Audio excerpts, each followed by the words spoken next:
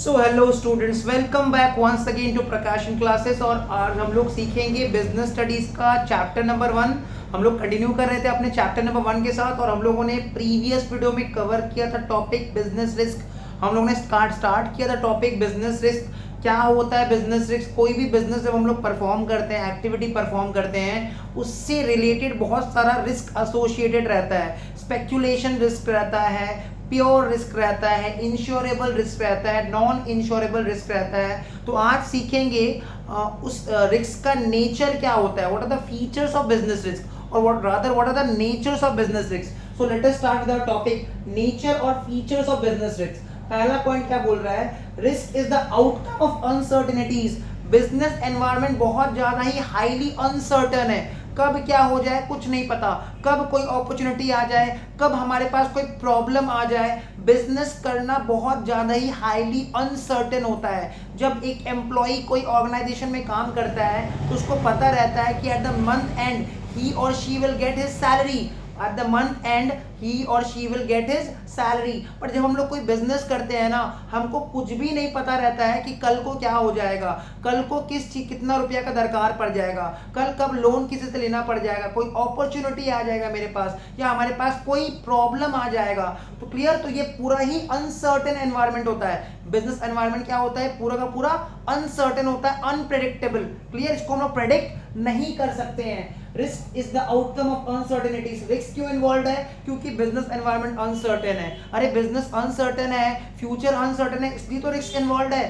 कब क्या हो जाए नहीं पता। So risk is the outcome of uncertainties. इसमें क्या लिखा हुआ है? Natural calamities. नेचुरल कैलेमिटीज का मतलब होता है, जैसे देखो, चेंज इन गवर्नमेंट पॉलिसी। अचानक गवर्नमेंट का पॉलिसी चेंज हो गया, गवर्नमेंट ने टैक्स का रेट बढ़ा दिया। अगर गवर्नमेंट टैक्स का रेट बढ़ा देगा तो हमारा प्रोडक्ट का जो सेलिंग प्राइस है, हमारा प्रोडक्ट का जो दाम है, वो भी तो बढ़ जाएगा।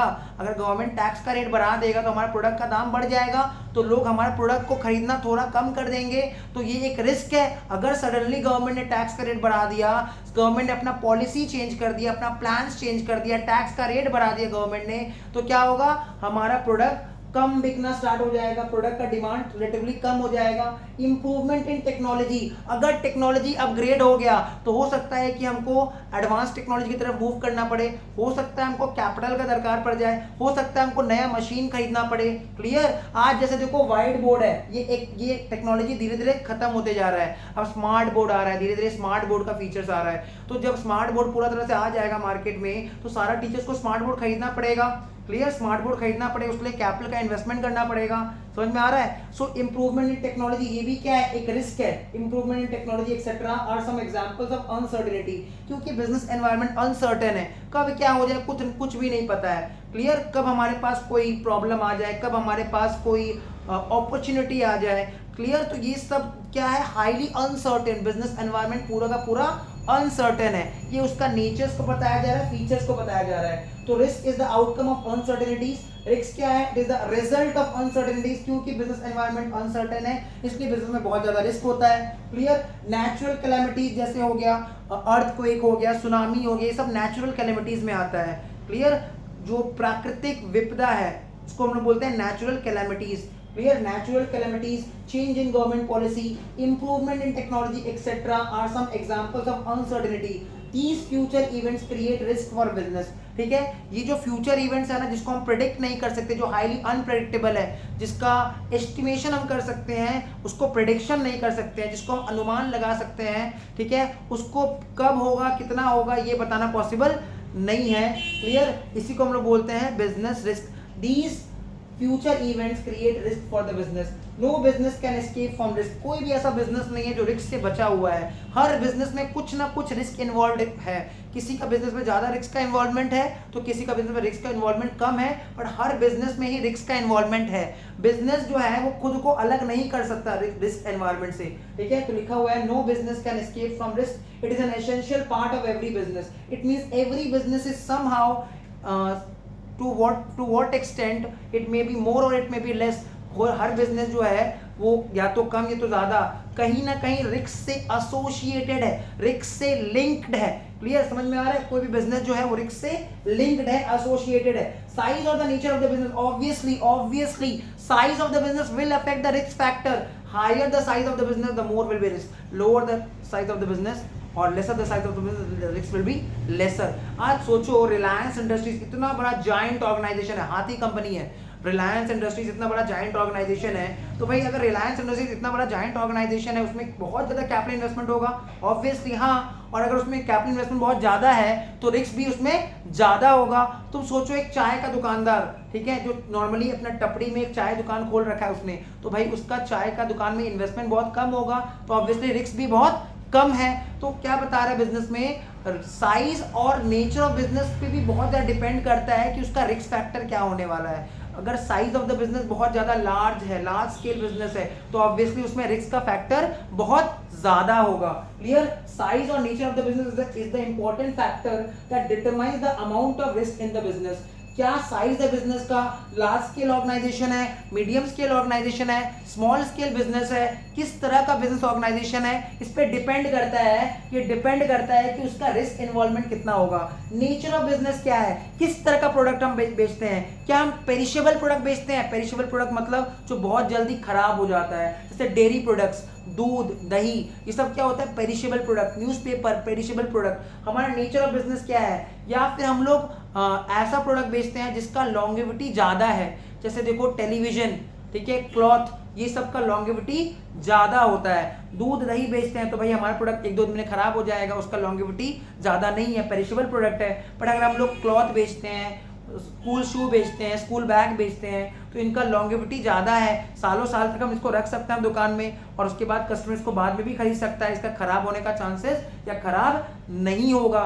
Clear, so nature of the business does affect the risk factor involved in the business, size of the business affects the risk factor involved in the business. तो size and nature of the business is the most important factor that determines the amount of risk in the business. Greater the risk greater will be the profitability, ये तो obvious है, अगर हम लोग risk ज्यादा लेंगे तो हमारा चांसेस ऑफ प्रॉफिट अर्निंग ज्यादा होगा, और अगर हम लोग रिस्क नहीं लेंगे तो चांसेस ऑफ प्रॉफिट अर्निंग कम होगा।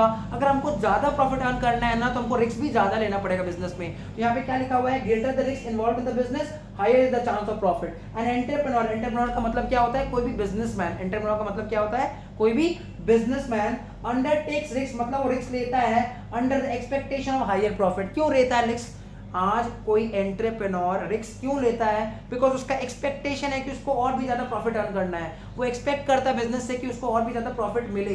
तो जब हम लोग ज्यादा रिस्क लेंगे तो ऑब्वियसली प्रॉफिट अर्निंग कैपेसिटी भी बढ़ जाएगा, चांसेस ऑफ प्रॉफिट बढ़ जाएगा। और अगर हम लोग रिस्क को कम कर देंगे, रिस्क नहीं लेंगे, ठीक है, तो चांसेस ऑफ प्रॉफिट होने का चांसेस भी कम हो जाएगा। इसका मतलब रिस्क और प्रॉफिट का डायरेक्ट रिलेशन है, higher the risk higher will be the profitability, lower the risk, lower will be the profitability. Clear? So this was all about nature or features of the business. Now coming to the next part, causes of business risk. What is the reason, what are the reasons of business risk? ठीक है, business risk क्यों होता है, किस कारण से होता है, कॉजेस क्या क्या है। तो देखो चार कॉजेस है, एक है नेचुरल कॉजेस, दूसरा है ह्यूमन कॉजेस, तीसरा है इकोनॉमिक कॉजेस और चौथा है अदर कॉजेस। ठीक है, तो पहला आता है नेचुरल कॉजेस। नेचुरल कॉजेस का मतलब नेचुरल कैलेमिटीज, जैसे अर्थक्वेक, सुनामी, ठीक है, फ्लड, ड्रॉट, फ्लड मतलब बाढ़ आ गया, ड्रॉट मतलब ड्रॉट फेमिन एक ही होता है, सूखा पड़ गया है। तो ये सब क्या है ना, नेचुरल कैलेमिटीज। नेचुरल कॉजेस का मतलब हो गया नेचुरल कैलेमिटीज के कारण अगर रिस्क इन्वॉल्व है तो उसको बोलेंगे कि वो नेचुरल कॉजेस के कारण हो रहा है। ठीक है, causes of business risk, business risk क्यों होता है, पहला रीजन नेचुरल कॉजेस, उसमें क्या क्या आता है, नेचुरल कैलेमिटीज आता है such as flood, drought, famine, hailstorm. Hailstorm मतलब हमारा टी गार्डन था पूरा तहस नहस हो गया, आंधी तूफान आया पूरा तहस नहस हो गया। तो ये सब क्या नेचुरल कॉजेज है, मतलब एक रिस्क इन्वॉल्व है कि नेचुरल कैलेमिटीज के कारण हमारा प्रोडक्ट को नुकसान पहुंच सकता है, हमारा बिजनेस में ये रिस्क इन्वॉल्व है कि हमारा प्रोडक्ट खराब हो सकता है नेचुरल कैलेमिटीज के कारण। क्लियर, नेक्स्ट क्या लिखा है, ह्यूमन कॉजेज, जैसे नेग्लिजेंस, अगर आपका एम्प्लॉई जो है वो बहुत ज़्यादा ही नेग्लिजेंस है, ठीक है, नेग्लिजेंस है मतलब वो बहुत ज़्यादा ध्यान देके काम नहीं कर रहा है, वो सही से काम नहीं कर रहा है, ठीक है, जैसे तैसे प्रोडक्ट बना दे रहा है, केयरलेस है, बहुत नेग्लिजेंस है। ठीक है, जैसे एक स्टूडेंट क्या होता है, केयरलेस होता है अपना स्टडी के रिस्पेक्ट में, स्टूडेंट को ऐसा नहीं होना चाहिए। क्लियर, ह्यूमन कॉजेज में क्या लिखा हुआ है, नेग्लिजेंस एंड केयरलेसनेस। हमारे नेग्लिजेंस के कारण, हमारे लापरवाही के कारण, हमारे केयरलेसनेस के कारण अगर रिस्क इन्वॉल्व है तो उसको बोलेंगे ह्यूमन कॉजेज। ठीक है, तो एम्प्लॉइज लोग अगर नेग्लिजेंस के हिसाब से काम कर रहा है, केयरलेसली काम कर रहा है, तो ह्यूमन कॉज हो जाएगा वो रिस्क को बुलाने का। थर्ड होता है economic causes. Causes of business में थर्ड पॉइंट है economic causes. Fluctuation in market price, अगर मान लो मार्केट में फ्लक्चुएशन हो रहा है, अचानक से हमारे मार्केट में हमारे प्रोडक्ट का डिमांड कम हो गया। क्यों कम हो गया? बिकॉज हमारा जो कंपेरेटिव प्रोडक्ट है ना उसका डिमांड बढ़ गया है। सपोज टी एंड कॉफी, ठीक है, टी का जो डिमांड है वो कम हो गया है। क्यों कम हो गया है? बिकॉज अब लोग ज़्यादा कॉफ़ी पीना प्रेफर कर रहे हैं, लोग ज़्यादातर अब कॉफ़ी पीना प्रेफर कर रहे हैं, तो रिलेटिवली टी का डिमांड कम हो गया है। समझ में आ रहा है? तो उसको बोलते हैं economic causes. Fluctuation in market, change in the taste and preference, लोगों का taste and preference habit change हो गया है। पहले लोग प्रेफर करते थे कलर टेलीविजन, अभी लोग प्रेफर कर रहे हैं LCD television, LED television, plasma, Android TV. Clear? तो ये सब क्या है? इकोनॉमिक कॉजेज है। इकोनॉमिक कॉजेज में क्या क्या आता है? Fluctuation in market price, change in taste and preference of the and food habits of the consumers. Clear? Fourth आता है अदर कॉजेज, टेक्निकल डिसेबिलिटीज, हमारा जो इक्विपमेंट है ना, हमारा जो मशीन है ना वो आउटडेटेड हो गया है। ठीक है, हमारा जो टेक्नोलॉजी जो हमारे पास है वो आउटडेटेड हो गया, पुराना हो गया है, जिसके कारण हम लोग ठीक से प्रोडक्शन नहीं कर पा रहे हैं। और प्रोडक्शन जब ठीक से नहीं कर पाएंगे तो हम लोग अपना कस्टमर्स का नीड्स को फुलफिल नहीं कर पा रहे। तो ये भी क्या है? एक कॉज है बिजनेस रिस्क को बुलाने का। ठीक है, this are the causes of business risk. Political disturbances, हमारा जो पॉलिटिकल एनवायरनमेंट है वो बहुत साउंड नहीं है, बहुत अच्छा नहीं है। ठीक है, हमको पॉलिटिकल डिस्टर्बेंसेस फेस करना पड़ रहा है। आप लोग को समझ में आ ही रहा होगा, नेता को लोगों को और मंत्री लोगों को हम लोग कुछ ना कुछ ब्राइब देना पड़ रहा है, घूस देना पड़ रहा है अपना काम निकलवाने के लिए। तो पॉलिटिकल डिस्टर्बेंसेस बहुत ज़्यादा है। ठीक है, मैकेनिकल फेलियर मतलब अगेन मशीन का फेलियर है। तो ये सब क्या है? Other causes of business risk. तो आज की क्लास में हमने क्या क्या पढ़ा है? Features of business risk and causes of business risk. तो दिस वीडियो होपफुली यहाँ तक समझ में आ गया होगा, और अगर वीडियो समझ में आ गया तो वीडियो को लाइक कर देना, चैनल को सब्सक्राइब करो अगर नए हो तो, और इस वीडियो को शेयर करते रहो। डेली बेसिस पे कंटेंट आते रहेगा इस चैनल पे। तो मिलते हैं आपसे नेक्स्ट वीडियो में। Till then bye bye.